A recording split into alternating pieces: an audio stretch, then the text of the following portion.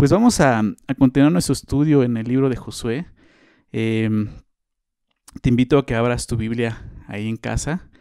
Si no la tienes ahí a la mano, ve por ella. Y ábrela en Josué capítulo 9, por favor. Vamos a estar meditando en este capítulo el día de hoy. Josué capítulo 9. Pues hemos estado avanzando ya en este libro de Josué. El tema de la serie le hemos puesto la conquista, porque habla de eso, de cómo pues realmente Dios está cumpliendo la promesa de llevar a Israel a habitar la tierra de Canaán, pero antes de eso tenía que conquistarla, ¿verdad? Y es lo que estamos estudiando en esta porción. Los primeros capítulos nos hablaban de cómo ellos llegaron, ¿no?, a la tierra, cómo cruzaron el Jordán. Del capítulo 6 en adelante ya nos piensa hablar de cómo realmente conquistaron, ¿verdad?, la tierra. Y del 2 en adelante ya nos habla de la distribución, de cómo distribuyeron la tierra. Pero bueno, estamos en esta parte donde ellos están realmente en la conquista.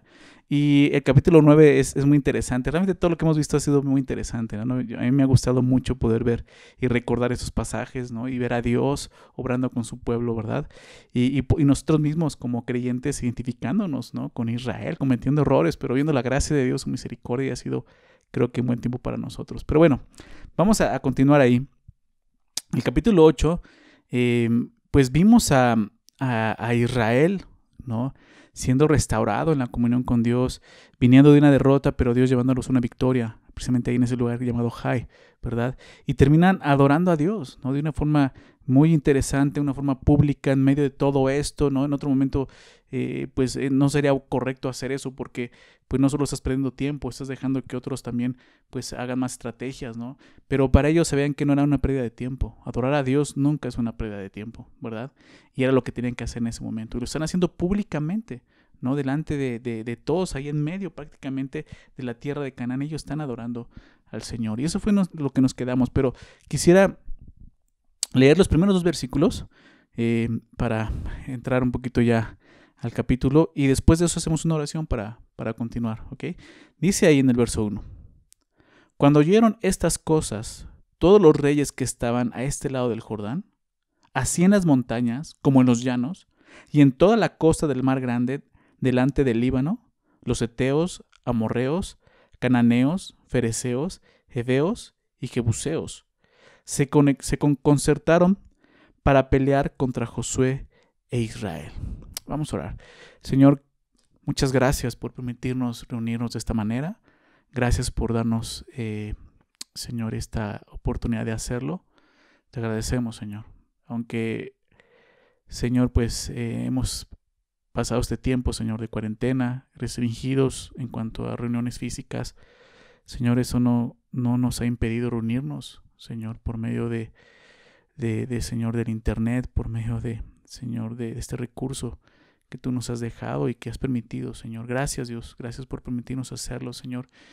Y sabemos que tu Espíritu está con todos nosotros, Señor. Ahí en cada casa, en cada hogar, Señor. Sabemos que tú estás ahí enseñándonos, Padre. Y te pedimos, Señor, que en ese tiempo sea eso, Señor. Que tu Espíritu hable, que tu Espíritu dirija. Señor, que hables a nuestras vidas, corazones. Sabemos que tu palabra es viva, es eficaz, tiene el poder para redarguir, para, Señor, hablarnos en el momento preciso, en la situación precisa que vivimos. Y es lo que te pedimos, Señor. Reconocemos que necesitamos, pues, tu guía, Señor, necesitamos de tu sabiduría y por eso, Señor, pues también te buscamos. Venimos a ti, Señor, con corazones rendidos, no solo para escucharte, sino también para obedecer, Señor. Guíanos, por favor. Te lo pedimos en nombre de Jesús. Amén. Muy bien. Pues los dos versículos comienzan pues ya con esta expectativa que estaba causando Israel en la tierra de Canaán, ¿no? Y menciona ya varios reyes. Dice, cuando oyeron estas cosas, lo que estaba sucediendo, todos los reyes, ¿no?, que estaban, dice, a este lado del Jordán, así, fíjate, o sea, menciona ya muchos lugares, las montañas, como en los llanos, en toda la costa del mar grande del Líbano, y menciona las naciones heteos, amorreos, cananeos, fereceos, heveos y jebuseos. Dice, al oír esto, lo que está sucediendo, dice, se concertaron para pelear contra Josué e Israel, ¿no? Como te decía, nos quedamos, la última escena que vimos en el capítulo 8 es que Israel estaba haciendo un acto de adoración pública, ¿verdad? Ellos están ahí frente a estos dos montes, si recuerdas, Gerizim y Ebal, gritando las bendiciones y maldiciones de la ley, ¿no? Ellos escribieron en piedras la ley de Dios y Josué la estaba citando y ellos estaban recordando eso, ¿no? Las maldiciones, las bendiciones, que tenían que cumplir esto, que tenían que adorar a Dios. Realmente, pues era una confirmación para Israel de a quién estaban sirviendo. Y todo esto estaban haciendo ley en medio. Y al ver todo esto, lo que estaba pasando, esta adoración, los reyes de las demás naciones empezaron a concertar, ¿no? A tratar de involucrarse, de hacer una alianza, ¿sí? Para atacar a Israel, para derrotarlos, ¿no? Y es lo que estamos viendo, ¿no? A veces no consideramos esto. Mientras nos encontremos adorando al Señor, el enemigo está tramando alguna estrategia para derrotarnos, ¿no? Eso sucede. ¿No te ha pasado que sales de la iglesia, ¿no? Después de una reunión, domingo, un miércoles o un discipulado, y te encuentras con problemas en casa, ¿no? O en la calle, ¿no? Y dices, ¿qué está pasando? No vengo a adorar a Dios, vengo todo así en paz, y de repente pasa esto. Pues por eso, algo que seguramente enfada a Satanás es que alguien que anteriormente estuvo de su lado, pues ahora esté adorando a Dios con su vida, ¿no? Entonces, no tiene que sorprendernos esto, ¿verdad? ¿Por qué? Porque pues Satanás lo que busca es desanimarnos, ¿verdad? Decir, híjole, entonces ya mejor no voy a la iglesia, porque cada vez que voy a la iglesia, regreso a mi casa y hay problemas, ¿no? Cada vez que voy a la iglesia salgo y tengo problemas. No, son cosas que van a suceder, ¿verdad? Es lo que vemos aquí. Estas naciones, que en algún momento fueron enemigos mortales, estoy hablando entre ellos, eran enemigos, ¿no? Es increíble esto. Es increíble cómo rápidamente se unen para formar una alianza en contra de Israel. Y también es lo mismo, cuando decidimos seguir al Señor, Satanás hará lo posible para detener la obra que Dios ha iniciado en nosotros. Aun si es necesario, va a hacer esto, unir enemigos para ser más fuerte contra nosotros. Entonces tenemos que considerar esto. Esto no tiene que extrañar, no tiene que realmente como dice el apóstol Pedro, no se extrañen, ¿no? De que vengan pruebas, aflicciones. Esto es lo que está pasando, ¿verdad? Hay un mundo espiritual que está en contra de Dios y por lo tanto está en contra de sus hijos, de todos aquellos que deciden seguirle, amarle y adorarle. Y es normal que vivamos este tipo de cosas, pero ahí es donde vemos la gracia de Dios y la fortaleza del Señor. Vamos a ver qué es lo que ocurre. Digo, esto nos presenta pues el panorama de lo que está sucediendo con los demás pueblos, las demás naciones, que al final pues vamos a verlo más adelante, pues Israel va a derrotarlos. Pero en medio de todo esto sucede algo muy interesante, ¿no? Que es de lo que prácticamente nos habla este capítulo. Fíjate lo que dice el verso 3. Dice, mas los moradores de Gabaón, cuando oyeron lo que Josué había hecho a Jericó y a Jai, usaron de astucia, pues fueron y se fingieron embajadores y tomaron sacos viejos sobre sus asnos y cueros viejos de vino, rotos y remendados, y zapatos viejos y recocidos en sus pies, con vestidos viejos sobre sí, y todo el pan que traían para el camino era seco y mohoso. Y vinieron a Josué al campamento de Gilgal, y le dijeron a él y a los de Israel, nosotros venimos de tierra muy lejana, haced pues ahora alianza con nosotros. Y los de Israel respondieron a los heveos, quizá habitáis en medio de nosotros. ¿Cómo pues podremos hacer alianza con vosotros? Y ellos respondieron a Josué, nosotros somos tus siervos. Y Josué les dijo, ¿quiénes sois vosotros y de dónde venís? Sucede algo muy interesante, ¿no? Nos habla de estos hombres llamados Gabaón, ¿no? Los Gabaonitas, digámoslo así, no se le conocían así. Estos oyeron lo que ha sucedido, lo que había pasado con Jericó, con Jai, y entonces planean algo, ¿no? Dice que usaron de su astucia y fueron y se fingieron embajadores y tomaron sacos viejos sobre sus asnos, cueros viejos de vino, rotos y remendados, zapatos viejos, ¿no? Recocidos en sus pies, con vestidos viejos sobre sí, y todo el pan que traían para el camino era seco y mohoso. O sea, y presentaron, ¿no? Toda una farsa aquí, ¿no? Es lo que están haciendo ellos. Y lo que vemos aquí es esto, no todos los enemigos de Israel querían pelear. Los gabaonitas decidieron no pelear contra Israel. ¿Por qué? Pues porque se dieron cuenta que no tenían otra alternativa. ¿Sí? Ellos Y me gusta esto, ahorita vamos a hablar un poco más al final de esto, pero vemos algo, ellos creyeron. Ellos creyeron lo que Dios dijo. Ellos creyeron que Dios los destruiría utilizando a Israel como lo había hecho con Jericó y Jai. Entonces buscaron la manera de solucionar su situación, ¿no? Lo que buscaban era hacer una alianza con Israel, pero a través del engaño. Lo que hicieron fue enviar a unos hombres fingiendo ser embajadores, ¿no? Que venían de lugares muy lejanos, probablemente lugares obviamente fuera de Canaán, disfrazados de viajeros, cansados y gastados por el viaje tan largo, ¿no? Como vemos. Y es lo que están haciendo. Pero cuando llegan, ¿no? Y me imagino esto, ¿no? De repente está el campamento y ven esos hombres llegando así todos, pues haraposos, ¿no? Y con ropa vieja, y de repente la gente dice como, ¿y estos quiénes son, no? ¿Por qué se presentaron? ¿De dónde vienen? ¿No? Y vienen al campamento y dicen esto: nosotros venimos de tierra muy lejana. Haced pues ahora alianza con nosotros. Pero vemos cómo responde Israel. Ellos dijeron, quizás habitáis en medio de nosotros. O sea, Israel dijo, ustedes, o sea, pueden que sean de aquí, ¿no? O sea, Israel ya sabía, ellos tenían que destruir a todas las naciones de la tierra de Canaán. Entonces dicen, quizás ustedes vienen, habitan aquí. ¿Cómo pues podremos hacer alianza con ustedes? O sea, ellos no podían hacer alianza porque ellos tenían que destruirlos, ¿verdad? Ellos respondieron a Josué, nosotros somos tus siervos. Entonces Josué les dice, ¿quiénes sois vosotros y de dónde venís? ¿Quiénes son ustedes? ¿De dónde vienen? Hasta aquí Josué no se fiaba de estos hombres, ¿no? Por las preguntas que les hacen, que vimos, ¿no? O sea, ¿cómo pues podremos hacer alianzas si no sabemos de dónde vienen? ¿De dónde vienen? Pero ¿quiénes son ustedes? ¿De dónde vienen? Pregunta Josué. Josué sabía que debía de estar alerta ante cualquier amenaza. Eso es bueno, ¿verdad? Pero no termina ahí. Fíjate lo que sucede en el verso 9. Después de que él pregunta quiénes son, de dónde vienen, pues ellos van a responder. Verso 9 dice, y ellos respondieron, tus siervos han venido de tierra muy lejana, por causa del nombre de Jehová tu Dios, porque hemos oído su fama, y todo lo que hizo en Egipto, y todo lo que hizo a los dos reyes de los amorreos que estaban al otro lado del Jordán, a Sehón, rey de Hesbón, y a Og, rey de Basán, que estaba en Astarot. Por lo cual nuestros ancianos y todos los moradores de nuestra tierra nos dijeron, tomad en vuestras manos provisión para el camino, e id al encuentro de ellos y decidles, nosotros somos vuestros siervos, haced ahora alianza con nosotros. Nuestro pan lo tomamos caliente de nuestra casa para el camino, el día que salimos para venir a vosotros, y helo aquí ahora ya seco y mozo. Estos cueros de vino también los llenamos nuevos.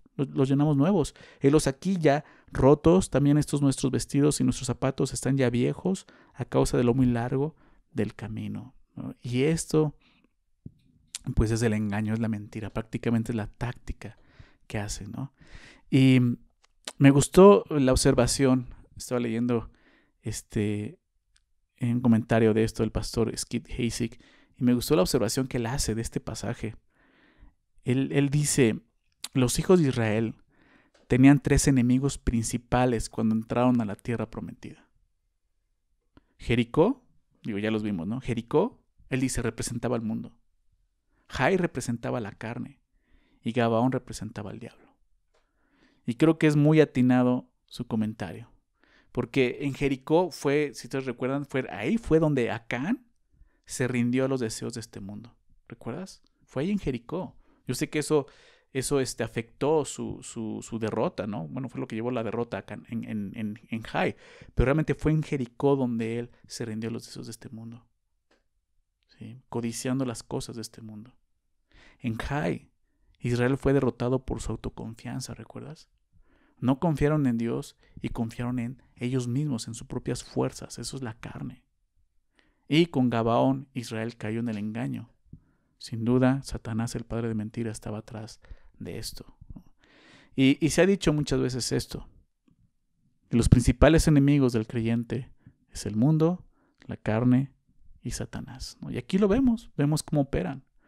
Por lo tanto, debemos de aprender nosotros, ¿no? Como creyentes. La Biblia dice que no ignoramos las maquinaciones de Satanás. No debemos de ignorar la forma en que él opera, ¿no? ¿Por qué? Porque muchas veces caemos nosotros en sus trampas. ¿Por qué? Porque no consideramos la manera en que él está trabajando en nuestras vidas. Y creo que es importante identificar eso. nuestra vulnerabilidad, de qué manera Él puede introducirse y afectar nuestra vida de adoración a Dios. Debemos de aprender a identificar la manera en que cada uno de ellos, de sus enemigos, operan en nuestra vida, en nuestra propia vida. ¿En qué momento el mundo me está atrayendo? ¿De qué forma el mundo me quiere conquistar, seducir, atraer? ¿Verdad? ¿Qué cosas son las que estoy viendo que empiezan a agradarme y decir que sé que no le agradan a Dios? ¿En qué momento mi carne me está gobernando? ¿Verdad? ¿En qué momento ya el pecado está sobre de mí? Mi carne quiere y quiere más, ¿no? Las concupiscencias. ¿En qué momento? Yo tengo que empezar a darme cuenta de eso. Y por último, ¿en qué momento Satanás me está engañando? ¿De qué manera yo puedo estar escuchando algo y decir, ay, eso se oye bien, pero realmente es Satanás hablando? Creo que es importante identificar esto. En este caso, pues la estrategia que vemos aquí en el capítulo 9, la estrategia de Gabaón fue el engaño y la mentira. Definitivamente esto, pues sí, vino de Satanás. ¿Por qué? Porque la Biblia, Jesús mismo describe esto, describe a Satanás de esta manera. Déjame leer esto en Juan 8:44. Juan 8:44 dice así: vosotros sois de vuestro padre el diablo, dice Jesús. Le dijo a judíos. Interesante, judíos que habían creído en él, ¿verdad? Pero no vivían de acuerdo a como Jesús vivía, no eran discípulos de Jesús. Y Jesús le dice, ustedes son de vuestro padre el diablo, y los deseos de vuestro padre queréis hacer. Ya en este momento querían asesinar a Jesús, estos mismos judíos, querían matarlo. Por eso dice, los deseos de vuestro padre queréis hacer. Él ha sido homicida desde el principio y no ha permanecido en la verdad. ¿De qué se refiere? Él ha sido homicida desde el principio, desde el huerto de Edén, desde la historia de Adán y Eva. Él quería destruirlos, matarlos, ¿verdad? Y fue lo que hizo, los engañó y trajo muerte. Por eso ha sido homicida desde el principio y no ha permanecido en la verdad. Dice, ¿por qué? Porque no hay verdad en él. Cuando habla, dice, cuando habla mentira, de suyo habla. ¿Qué está diciendo? Lo suyo es la mentira. Porque es mentiroso y padre de mentira. Este pasaje hemos hablado muchas veces en muchas otras enseñanzas y hemos hablado de él. Y yo he hablado muy claramente acerca de esto, ¿verdad? Cuando nosotros vivimos en la mentira, en el engaño, estamos comportándonos como hijos de Satanás, no como hijos de Dios. Por tanto, un hijo de Dios tiene que vivir en la verdad. Ya no vive en el engaño, en la mentira. Entiende que ahora la verdad es su estandarte, ¿verdad? La iglesia es eso, columna de la verdad. Entonces, pues Satanás estaba haciendo esto realmente. Era obra de Satanás. Sí, los quería engañar. Al ver la acción de Gabaón podemos observar su astucia, ¿verdad? Lo dice el verso 4. Usaron de su astucia. Pero esa astucia nos recuerda a la descripción de Satanás también. En el huerto del Edén, ¿recuerdas? Déjame citar esto. Génesis 3, verso 1. Solamente voy a decir ese versículo. Génesis 3:1 dice, pero la serpiente era astuta, ¿recuerdas? Es la misma palabra que usa aquí para referirse a los de Gabaón. La serpiente era astuta, más que todos los animales del campo que Jehová Dios había hecho, ¿verdad? La cual dijo la mujer, con que Dios os ha dicho, no comáis de todo árbol del huerto, ¿no? Y ya hablamos de eso anteriormente en otras enseñanzas, pero es la manera en que se acerca con toda su astucia, ¿no? Y con mucho engaño. Por eso decía, tenemos que darnos cuenta de la manera en que Él opera, de qué forma Él quiere engañarnos. Quizás tú dices, no, yo nunca he sido engañado. Quizás estás siendo engañado, por eso no te das cuenta. Créemelo, todos vamos a pasar por esa prueba, el engaño de Satanás. Él va a tratar de traer pensamientos en nuestra mente, pensamientos así como con Eva, ¿no? Que te hagan pensar esto, que lo que Dios quiere para ti no es bueno, no es correcto, que es mejor vivir de otra forma, que estarías mejor viviendo de esta manera, y eso te está apartando de Dios y de la verdad de Dios. ¿Okay? Pablo le dice a los corintios, déjame recordar este versículo, 2 Corintios 11, verso 3, 2 Corintios 11:3 dice, pero temo que como la serpiente con su astucia, ¿te das cuenta recordando esa astucia? Engañó a Eva. La serpiente con su astucia engañó a Eva, dice el apóstol, temo, dice que vuestros sentidos sean de alguna manera extraviados de la sincera fidelidad a Cristo. Eso es lo que Satanás busca. Con su engaño realmente lo que busca es extraviarnos, ¿verdad? Que nos desviemos de de la sincera fidelidad a Cristo, de la adoración y la fidelidad que tenemos a Dios, realmente dejemos de ser fiel a Dios, ¿verdad? Es por eso que tenemos que cuidar esto. Satanás va a buscar engañarnos, ¿verdad? Y tú y yo necesitamos identificar de qué manera lo hace, identificar sus engaños, ¿sí? Recuerda otro versículo que también nos habla de esto, de cómo somos engañados y de qué manera nosotros tenemos que cuidarnos de este engaño. Efesios 4:14. Efesios 4:14 nos está hablando del cuerpo, de cómo Dios constituyó unos maestros, apóstoles, profetas, ¿verdad? Pastores, maestros, dice el texto, para perfeccionar, ¿verdad?, el cuerpo, a los creyentes, para capacitarlos, ¿sí? Pero después de eso nos dice esto en el verso 14, para que ya no seamos niños fluctuantes. Pero un niño fluctuante, pues lo explica, llevados por doquiera de todo viento de doctrina. Me da mucha tristeza. Me da mucha tristeza que en la iglesia hay mucha gente así, ¿verdad? Niños fluctuantes. Y no estoy hablando de solamente personas que realmente son niños, que tienen 1 mes en Cristo, 2 meses. Estoy hablando de personas que tienen años en el Señor, pero no han aprendido a echar raíces, andan fluctuantes de un lado a otro. ¿Por qué?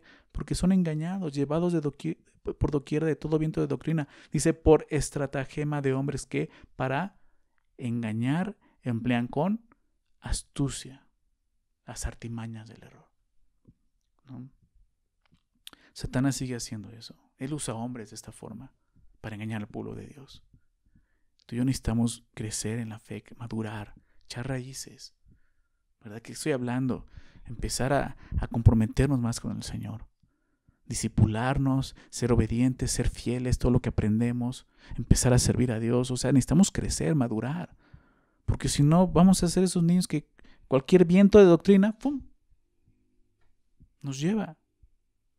Debemos de cuidarnos de la astucia de ese tipo de hombres, que como vemos aquí son dirigidos por Satanás. En verdad me impresiona ver la cantidad de cristianos que son engañados por hombres que por solo mencionar a Dios o mencionar unos cuantos versículos de la Biblia, ya los cristianos los adoran, los andan ahí venerando como auténticos discípulos de Jesús, como auténticos líderes cristianos. No, es que este hombre, no, o sea, tiene una autoridad para hablar, ¿no? Y dices, ¿de qué estás hablando? ¿No? Cuando no tienen ni una gota de cristianos. ¿No? A eso me refiero. Tenemos que ser sabios, tenemos que madurar, identificar esos engaños, no dejarnos llevar por eso. Todos lo hemos estudiado y lo vimos, lo recuerdo bien, en Colosenses. Todas esas doctrinas, esos mensajes, esos discursos llegan a ser muy persuasivos, ¿verdad? Pero no quiere decir que vienen de Dios. Y no porque digan que otro versículo o porque hablen de Jesús, quiere decir que son cristianos. Tenemos que conocer la palabra. Segunda de Corintios 11 también habla de esto. Segunda de Corintios 11, ver lo que dice, verso 13 y versículo 15, dice, porque estos falsos apóstoles, ¿te das cuenta? Siempre va a haber falsos maestros. Estos falsos apóstoles, obreros, fraudulentos, que se disfrazan como apóstoles de Cristo. La Biblia lo dice. Identifiquemos a esas personas. Y no escuches. Guarda tus oídos de eso. Dice, continúa leyendo, y no es maravilla, porque el mismo Satanás se disfraza como ángel de luz.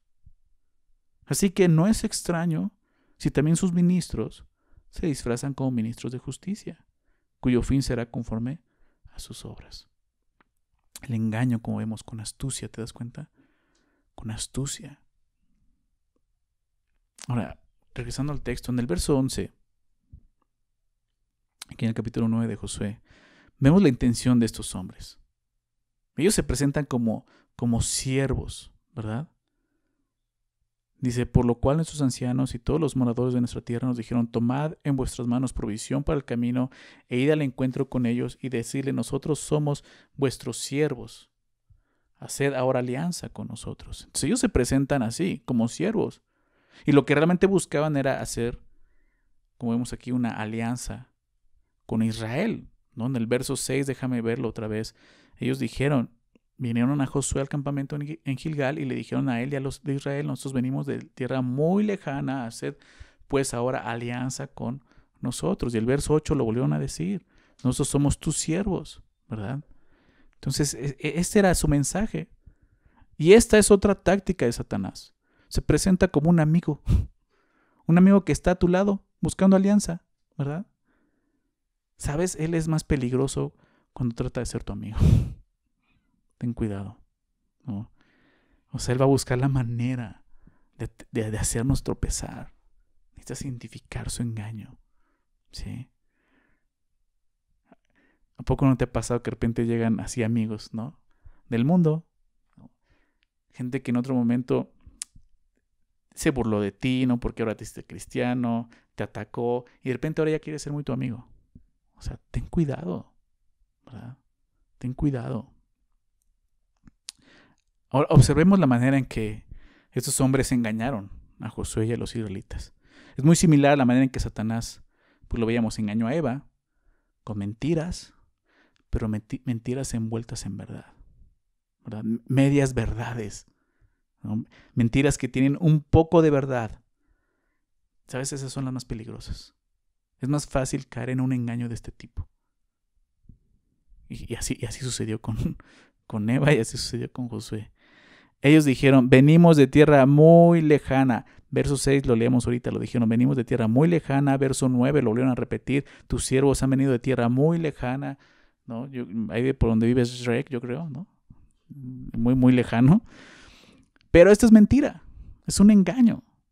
Pero inmediatamente dicen una verdad. Fíjate lo que dice en el verso 9: tus siervos han venido de una tierra muy lejana por causa, aquí la verdad, por causa del nombre de Jehová tu Dios, porque hemos oído su fama y todo lo que hizo en Egipto y todo lo que hizo a los 2 reyes de los amorreos que estaban al otro lado del Jordán, a Sehón, rey de Hesbón, y a Og, rey de Basán, que estaban en Astarot. ¿Te das cuenta? O sea, el engaño, una verdad, es la manera en que opera. Ahora es interesante, déjame hablar algo de este versículo, el verso 10. Es interesante que ellos mencionen que el Señor derrotó a Egipto, ¿verdad? Que sacó a Israel de Egipto, se enteraron de eso, escucharon la fama de lo que había hecho en Egipto, que también Dios derrotó a los reyes de Hesbón y Basán. Recuerda, esto fue del otro lado del Jordán, ¿verdad? Tiempo atrás.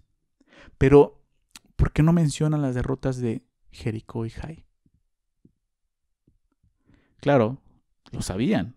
En el verso 3 lo dice, ellos oyeron de esto. Pero ¿por qué no lo mencionan? ¿Por qué? Porque si hubieran mencionado esas derrotas, Josué y los israelitas los hubieran descubierto. Déjame explicar esto. ¿Por qué digo esto? En ese entonces, las noticias tardaban un tiempo en llegar, ¿verdad? No es como hoy, en nuestros días, que por medio del internet te enteras en un segundo lo que está, en unos segundos lo que está pasando o sucediendo al otro lado del planeta. En aquel tiempo las noticias tardaban días, semanas, meses, quizás años en llegar, dependiendo de la distancia y la lejanía. Es por eso que los gabaonitas no mencionan a Jericó y a Jai. ¿Por qué? Porque en su engaño, pues ellos vienen de un lugar muy lejano, donde probablemente la noticia de la derrota de Jericó y Jai, por ser noticias frescas, aún no llegaban. Pero las noticias de tiempo atrás sobre la salida de Egipto y las derrotas de los otros reyes del lado del Jordán habían llegado. Entonces, realmente los de Gabaón fueron muy astutos en su engaño, ¿se dan cuenta? No está mal que seamos astutos, ¿verdad? Pero es interesante que la mayoría de las veces que se menciona la astucia en la Biblia, habla con una astucia de este tipo, o sea, hacia el mal, ¿verdad? Entonces lo que está mal es que usemos nuestra astucia para el mal, para hacer el mal. Tenemos un par de exhortaciones acerca de esto en el Nuevo Testamento. Romanos 16, 19 dice: pero quiero que seáis sabios para el bien e ingenuos para el mal, ¿no? ¿Recuerdas antes cómo vivías? Al meditar en esto y comprendiendo lo que estaba pasando, sinceramente Dios me recordó cómo vivía antes, ¿no? Yo era un mentiroso. Yo me la pasaba mintiendo y y era algo normal en mi vida, ¿no? Y en verdad, no me redarguía en nada decir mentiras, engañar, ¿no? Era algo común. Sí, en algún momento me dediqué a la compra y venta, ¿no? Y vendía cosas y no me importaba engañar a la gente. Sinceramente ahora lo digo con mucha pena, pero en un momento Dios me redarguyó eso cuando lo conocí y me dijo, basta de esto está mal, ¿no? Y lo recuerdo muy bien. Y veía esto y decía, así era yo, era astuto para el mal. O sea, planeaba, ¿no? Pensaba en qué iba a decir, cómo. Y de repente digo, Dios realmente limpió eso en mi vida. O sea, decía, sí, cierto, así era yo, ya ni me acordaba que era así. Y es eso, o sea, dice otro pasaje, es 1 Corintios 14, 20. 1 Corintios 14, 20. Hermanos, no seáis niños en el modo de pensar, sino sed niños en la malicia. ¿Te das cuenta? Pero maduros en el modo de pensar. Ser niños en la malicia. No uses tu astucia para el mal. Usa la astucia para el bien, para obedecer a Dios. Usa la astucia para eso. Regresando al pasaje. Entonces, pues comienza, te das cuenta, con una mentira, después una verdad a medias y regresan a la mentira. Te das cuenta, disfrazando más su engaño. Fíjate lo que dice, después de decir que escucharon que Dios había hecho esto, dice el verso 12, este nuestro pan lo tomamos caliente de nuestra casa para el camino el día en que salimos para venir a vosotros. Y él aquí ahora ya es seco y mozo. O sea, están diciendo, o sea, ya venimos tanto tiempo viajando que este pan que estaba fresco ya se echó a perder, ¿no? Pero no es cierto, ellos salieron con el pan, lo vimos, ¿no? Mozo y seco. Pues para engañar, ¿no? Dice, verso 13, estos cueros de vino también los llenamos nuevos. Y los aquí ya rotos. O sea, ya el viaje, el tiempo del viaje, pues demuestra que ya están rotos. O sea, que ya pasa un buen tiempo. Era un engaño porque también no los llenaron nuevos. También nuestros vestidos y nuestros zapatos, pues están ya viejos a causa de lo muy largo del camino. O sea, hicieron todo una farsa, ¿te das cuenta? Se vistieron con ropas viejas, obviamente, ¿verdad? Entonces, como lo he dicho en otras ocasiones, recordarte esto nada más, la única manera en que nos vamos a librar del engaño es conociendo bien la verdad, ¿sí? Y la verdad solo la encontramos en una persona, en Dios, solamente. Eso es lo que debe de hacer Josué, ir y consultar con Dios. Veamos qué hizo, verso 14. Y los hombres de Israel tomaron de las provisiones de ellos y no consultaron a Jehová. Y Josué hizo paz con ellos y celebró con ellos alianza, concediéndoles la vida, y también lo juraron los príncipes de la congregación. ¿Te das cuenta? Los hombres de Israel tomaron de las provisiones de ellos. O sea, realmente dijeron, mira, sí es cierto, tienen razón. Sí está viejo, o sea, ya. No aquí lo vemos. Y subraya esto ahí en tu Biblia. Yo lo subrayé. No consultaron a Jehová. ¿Te das cuenta? Y Josué vuelve a cometer el error de no consultar al Señor. Si Josué hubiera orado, si él hubiera buscado al Señor como lo hizo en Jericó, Dios le hubiera respondido. Estoy seguro de eso, Dios le hubiera respondido. ¿Por qué? Porque Él es fiel. Dios es fiel. Le hubiera dado dirección correcta, pero no consultaron al Señor. Qué triste. Una lección que le costó trabajo entender a Josué, ¿verdad? Y que quizás nos está costando a nosotros mucho trabajo también entender. Necesitamos consultar a Dios, cualquier cosa que sea. Josué y todo Israel se dejaron llevar por las falsas pretensiones de los gabaonitas. Ellos examinaron el pan, el vino si está viejo, ¿no? ya los vestidos rotos, y llegaron a una suposición lógica. Sí, son viajeros que vienen de lejos, pero eso fue lo que los hizo caer en el engaño. Si hubieran consultado al Señor, se hubieran salvado de ser engañados de esa manera. ¿Qué pasó con ellos? Volvieron a andar por vista y no por fe. ¿Cuántas veces nosotros no cometemos el mismo error y caemos en la trampa del engaño? Simplemente por esto, porque no buscamos al Señor. No buscamos su consejo porque sinceramente pensamos muchas veces que Él está más ocupado en cosas más grandes. No, seguramente Dios está muy ocupado en buscar la paz mundial, ¿no? O en resolver el problema de la pobreza mundial, del hambre mundial. O Dios está tan ocupado ahorita en ese tiempo para terminar con el virus del COVID-19, ¿no? Entonces pensamos, esto que estoy viviendo es insignificante para el Señor. Así que lo voy a resolver yo. ¿Para qué molestarlo? Mira, ya lo examiné, ya lo vi, yo lo puedo hacer. No, eso es un error. Busca al Señor, busca su consejo. Aunque sea muy insignificante, ve y ora al Señor, pregúntale, ponlo en sus manos, pide que te dirija, por muy pequeño que se vea. Dios está al pendiente de cada uno de sus hijos. No importa cuán pequeña o insignificante pueda ser nuestra petición, traigámosla al Señor en oración. Busquemos su guía, busquemos su voluntad en todo. ¿Recuerdas ese Proverbios 3, 5 y 6? Fíjate de Jehová de todo tu corazón y no te apoyes en tu propia prudencia. Fíjate de todo tu corazón, no dice de las áreas más difíciles de tu corazón, dice de todo tu corazón. No te apoyes en tu propia prudencia, reconócelo en todos tus caminos. ¿Recuerda esos versículos? En todos tus caminos, y Él enderezará tus veredas. En todos, es en todo. Muchas veces no tenemos problemas con creer en Dios. Pero la de confiar en Él es donde fallamos. Tenemos que aprender a confiar en Él.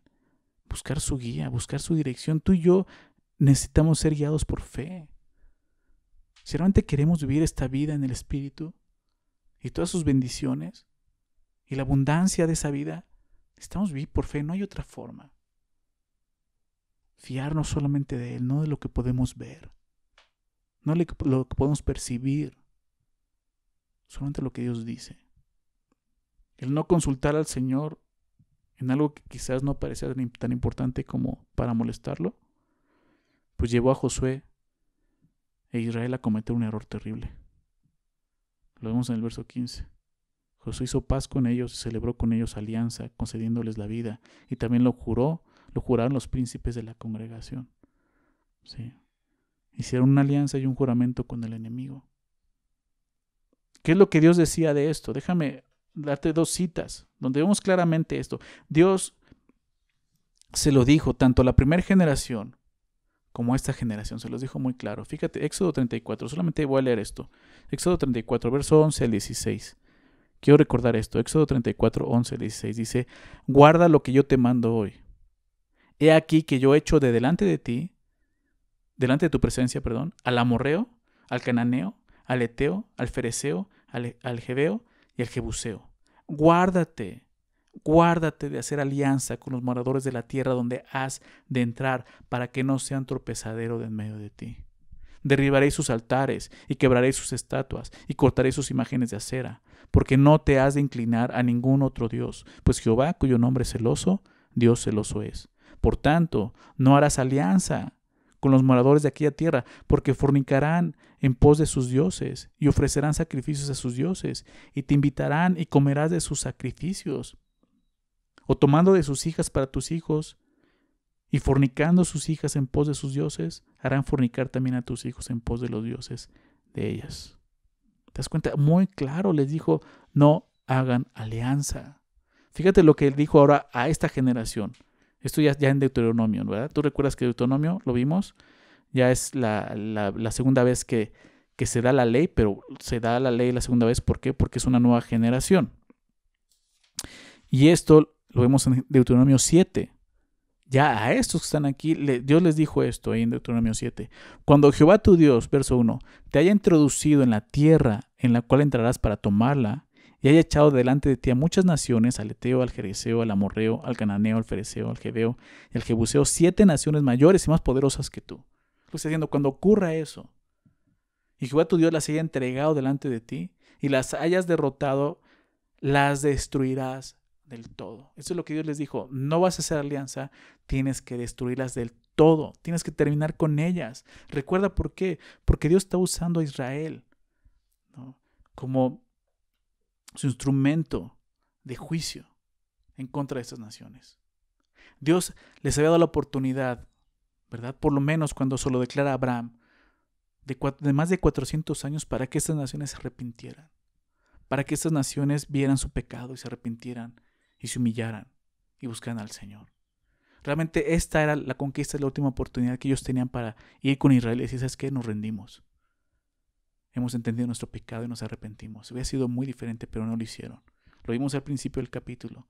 Ellos quieren, ¿no?, hacer una alianza entre ellos para derrotar a Israel. Solamente, y eso lo vamos a ver al final, este pueblo, los Gabaón, fueron los únicos que entendieron y buscaron solucionar su problema. Entonces Dios les dijo esto: las vas a destruir del todo. No harás con ellas alianza, ni tendrás de ellas misericordia, y no emparentarás con ellas. No darás tu hija a su hijo, ni tomarás a su hija para tu hijo, porque desviará a tu hijo en pos de mí, y servirán a dioses ajenos. Y el furor de Jehová se encenderá sobre vosotros, y te destruirá pronto. Mas así habéis de hacer con ellos, sus altares destruiréis, y quebraréis sus estatuas, y destruiréis sus imágenes de acera, y quemaréis sus esculturas en el fuego. O sea, esta instrucción fue muy clara. Fue muy clara. Dios había permitido que Israel sí hiciera alianzas, pero con naciones extranjeras, no con las naciones de Canaán. A esas Dios les ordenó destruirlas por completo. ¿Y sabes qué me recordaba esto? Definitivamente en el Nuevo Testamento para nosotros. 2 Corintios 6:14, ¿recuerdas? 2 Corintios 6:14, no os unáis en yugo desigual con los incrédulos. Habla de esto mismo. Ahorita lo vamos a ver. Dice, porque ¿qué compañerismo tiene la justicia con la injusticia? O sea, ¿qué comunión, qué compañerismo, qué comunión la luz con las tinieblas? No hay comunión, ¿verdad? No te unas en un yugo desigual con una persona que es incrédula, que no cree en Dios, que no tiene la misma fe que tú tienes, que no tiene la misma convicción que tú tienes. No te unas. Sí es un mandamiento en el Nuevo Testamento. No te unas. ¿Por qué? Por lo mismo, porque corre riesgo. Y te vamos a ver cuál fue el riesgo. Pero fíjate lo que dice: no os unáis en yugo desigual con los incrédulos. Si vas a hacer negocios con alguien, consúltalo con el Señor. Consúltalo con el Señor. No importa qué tan atractivo se vea el negocio. Asegúrate de no estarte uniendo en yugo desigual. Ve con el Señor. Pídele dirección al Señor. Si estás pensando en casarte o te encuentras en una relación con alguien que no es cristiano, ten cuidado. Sigue el consejo del Señor. No importa qué tan lindo o atento sea esa persona, no importa que te acompañe a la iglesia todos los domingos y los miércoles, puede ser puro pan y vino viejo. Puede ser engaño. Es más, no importa que lo hayas conocido aquí en la iglesia. Al final puede ser un gabaonita. Consulta al Señor. Confía en Él. Obedécelo. Obedécelo. Decisiones que no las llevas al Señor pueden ser las peores decisiones de tu vida. Y más cuando son este tipo de cosas, unirte en un yugo desigual de esta manera. Busca el consejo del Señor. Es la única dirección segura para nosotros los creyentes. Vamos a ver qué es lo que sucede. Verso 16. Pasados 3 días después que hicieron alianza con ellos, solo 3 días, oyeron que eran sus vecinos y que habitaban en medio de ellos. Y salieron los hijos de Israel, y al tercer día llegaron a las ciudades de ellos, y sus ciudades eran Gabaón, Cafira, Berot y Kiriat Jearim. O sea, eran 4 ciudades. Y no los mataron los hijos de Israel, por cuanto los príncipes de la congregación les habían jurado por Jehová, el Dios de Israel. Y toda la congregación murmuraba contra los príncipes. Mas todos los príncipes respondieron a toda la congregación: nosotros les hemos jurado por Jehová, Dios de Israel, por tanto, ahora no les podemos tocar. Esto haremos con ellos, les dejaremos vivir, para que no venga ira sobre nosotros por causa del juramento que les hemos hecho. Dijeron pues de ellos los príncipes: dejadlos vivir. Y fueron constituidos leñadores y aguadores para toda la congregación, concediéndoles la vida según les habían prometido los príncipes. Y eso es lo que sucede, ¿no? Pasados 3 días descubren, no se dan cuenta, al final la verdad va a salir a la luz. ¿no? La mentira, ¿no? Salió, se vio. Ellos oyeron que eran sus vecinos, que habitaban en medio de ellos realmente, que habían mentido, ¿no? Y pues lo que dice, salieron los hijos de Israel, al tercer día llegaron a las ciudades de ellos. O sea, las siguientes ciudades a conquistar, ¿cuáles eran? Por la de los Gabaonitas.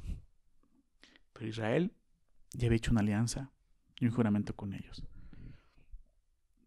No pudieron cumplir lo que Dios les pidió, que era destruir a todas las naciones de Canaán, porque ellos hicieron una alianza con los Gabaonitas. Esta es la desgracia que muchos cristianos que se unen en yugo desigual viven día a día, ¿sabes? Al final no pueden adorar y servir a Dios correctamente por la alianza que han hecho. Eso va a pasar. Si tú te casas con una persona que Dios no quiere para ti, que no es un creyente, que realmente te está engañando, al final te vas a encontrar en un yugo desigual exactamente haciendo esto. Esa persona no va a querer que adores a Dios, no va a querer que busques a Dios, va a obstruir tu adoración a Dios, no vas a poder servirle libremente. Considera esto. El texto también nos muestra que toda la congregación de Israel estaban inconformes con esta situación, dice el verso 18, ¿verdad? Y no los mataron los hijos de Israel, por cuanto los príncipes de la congregación les habían jurado por Jehová, el Dios de Israel. Y toda la congregación murmuraban contra los príncipes. O sea, la congregación dijo, vamos a matarlos. Pero Josué y los príncipes dijeron, no podemos. Aunque ellos estaban murmurando, los príncipes reconocen que no pueden destruirlos por el juramento que ellos hicieron. ¿Por qué? Porque la ley decía también que si hacían un juramento lo tenían que cumplir. Déjame citar esto, Números 30, verso 2. Estos pasajes ya los estudiamos, pero para que veas, Números 30, verso 2 dice, cuando alguno hiciera voto a Jehová, y claramente lo dice que lo hicieron delante del Señor y al Señor, ¿no? Dice, habían jurado por Jehová, el Dios de Israel. Dice, cuando uno hiciere voto a Jehová o hiciere juramento ligando su alma con obligación, no quebrantará su palabra. Hará conforme a todo lo que salió de su boca. Ahora ellos tienen que hacerlo. Si no, romperían el juramento y sería más pues pecado para ellos. ¿Sí? Josué y los príncipes de Israel se encontraron en una situación difícil e incómoda. Pero esta vez hicieron lo correcto. Estaban decididos a cumplir sin discusión, ¿no? Cumplir su juramento. Por eso dice el verso 19, más todos los príncipes respondieron a toda la congregación, nosotros les hemos jurado por Jehová, Dios de Israel, por tanto, ahora no les podemos tocar. No lo podemos hacer, ya lo habían decidido. Eso era importante. Déjame hablarte un poco de lo que va a suceder más adelante. El rey Saúl, ¿recuerdas el rey Saúl? Él rompió este juramento. Y tanto su familia como el pueblo de Israel sufrieron las consecuencias de esto. Déjame leer esta historia en 2 de Samuel, capítulo 21. 2 de Samuel, capítulo 21.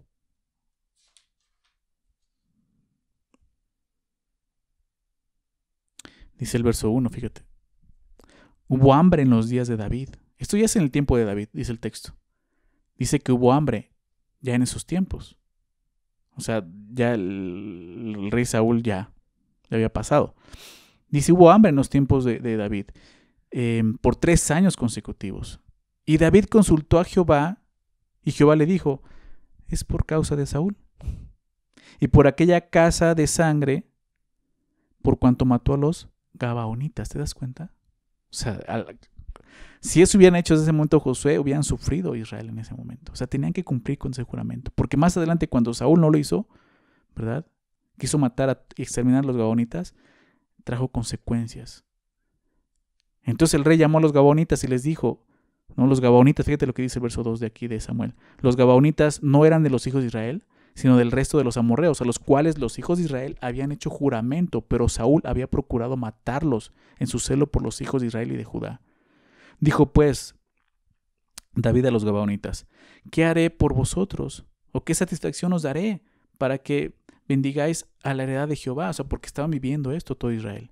Y los gabonitas le respondieron, no tenemos nosotros querella sobre plata, ni sobre oro con Saúl y con su casa, ni queremos que muera hombres de Israel. Y les dijo, y él les dijo, lo que vosotros dijereis, haré, dice David. Ellos respondieron al rey, de aquel hombre que nos destruyó, hablando de Saúl, y que maquinó contra nosotros para exterminarnos sin dejar nada de nosotros en todo el territorio de Israel, dénsenos 7 varones de sus hijos, para que los ahorquemos delante de Jehová en Gabaa de Saúl, el escogido de Jehová. Y el rey dijo, yo los daré.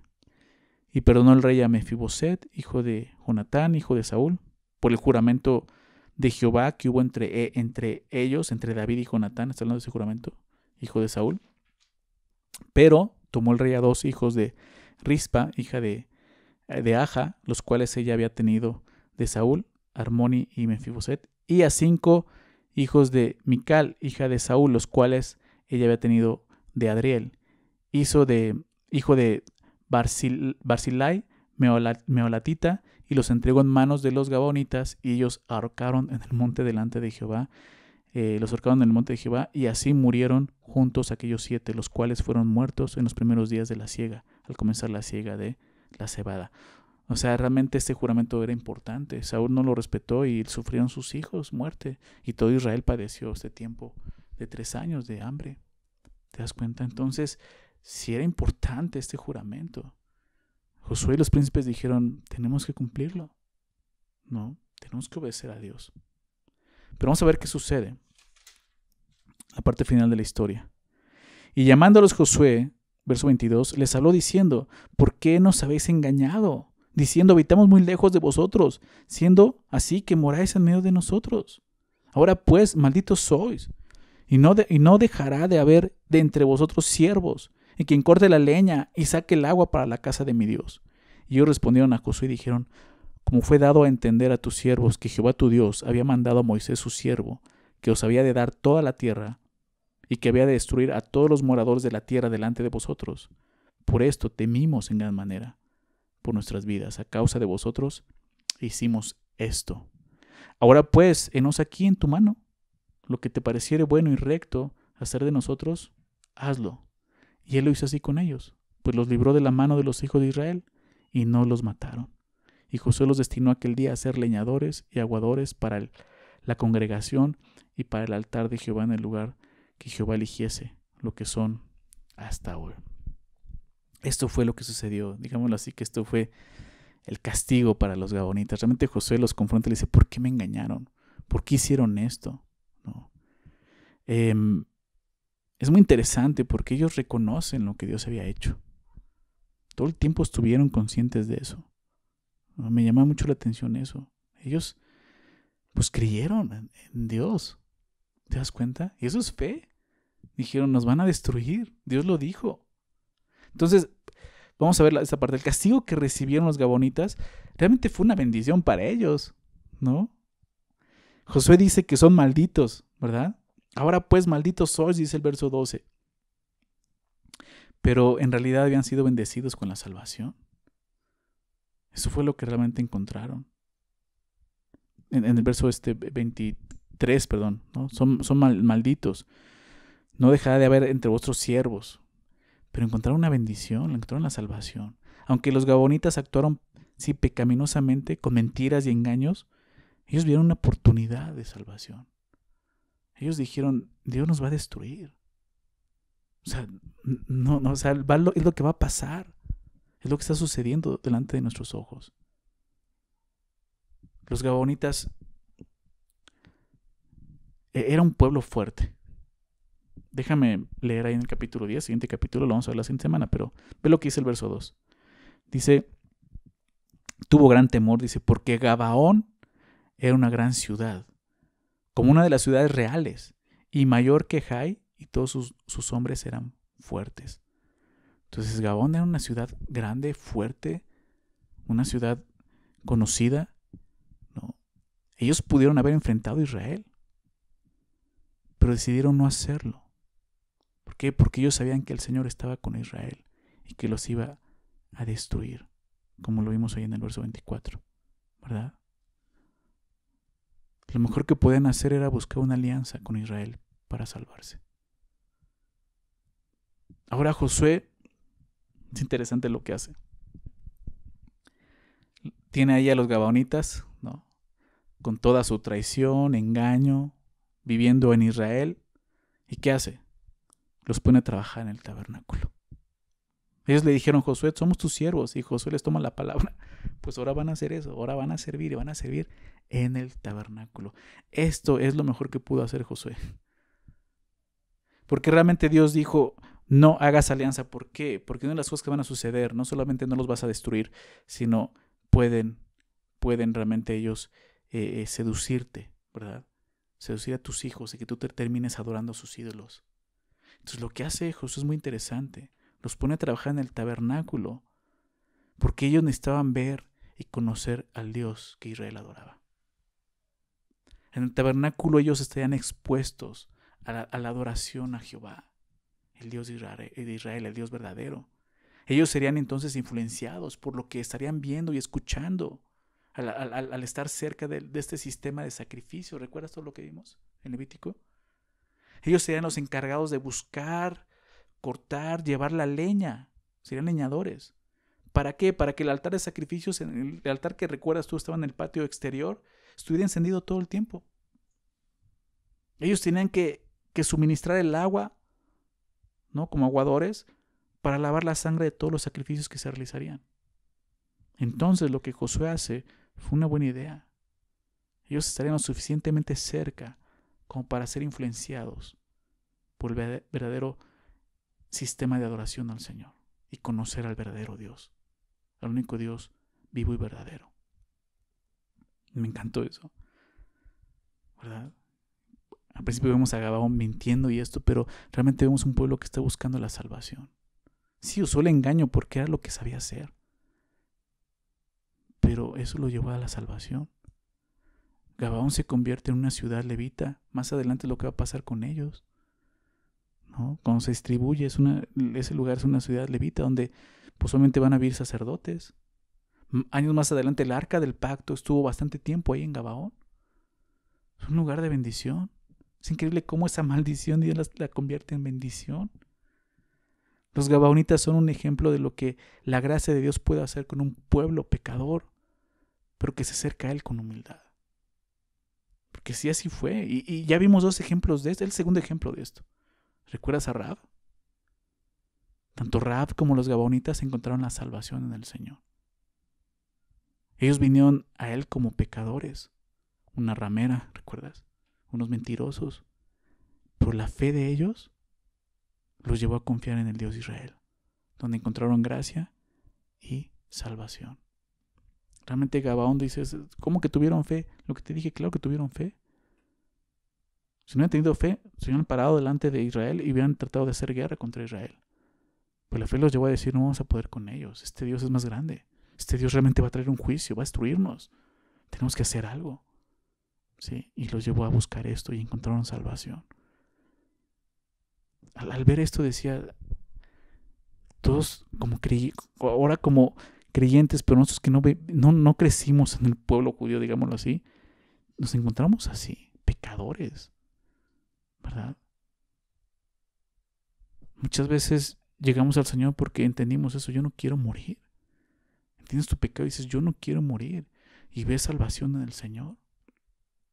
Esto era lo que Israel tenía que representar: salvación. Y así es como los gabonitas encontraron salvación. Y así es como tú y yo encontramos salvación. ¿Recuerdas Efesios 2, 8 y 9? Porque por gracia sois salvos. Los gabonitas fueron salvos por gracia solamente, por la gracia de Dios, pero fue por medio de la fe, ¿verdad? Y esto no de vosotros, no por obras, es un don de Dios, no por obras para que nadie se gloríe, porque toda la salvación es de Dios. Josué, fíjate lo que dice el verso